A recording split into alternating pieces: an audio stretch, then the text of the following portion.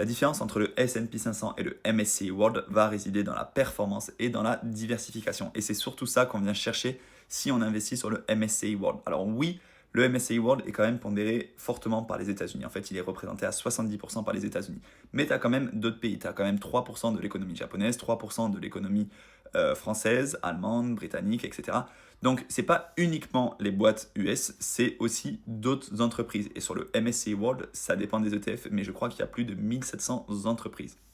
Sur le S&P 500, tu vas être moins diversifié. Ça va être fortement dirigé par les boîtes de la tech, en fait. Les boîtes comme Apple, Nvidia, Microsoft, Tesla, tout ça, Alphabet, Meta, tout ça, ça lead fortement en fait le S&P 500. C'est-à-dire que, si je dis pas de bêtises, il y a près de 25% qui sont représentés par les 7 magnifiques. Donc, clairement, tu es moins diversifié puisque en fait tu as que 500 boîtes dans cet ETF, mais après tu performes mieux. Si tu veux encore être moins diversifié, tu peux aller chercher un ETF du Nasdaq. Tu performeras encore mieux parce que là aussi il y a beaucoup de boîtes de la tech, mais je crois qu'il n'y a pas de boîte du secteur bancaire dans le Nasdaq. Mais en tout cas, voilà, il faut avoir toujours ce côté risque-rendement parce que si tu vas chercher plus de rendement, tu prends peut-être un tout petit peu plus de risque puisque tu es moins diversifié. Alors que sur le MSCI World, là, tu es ultra diversifié.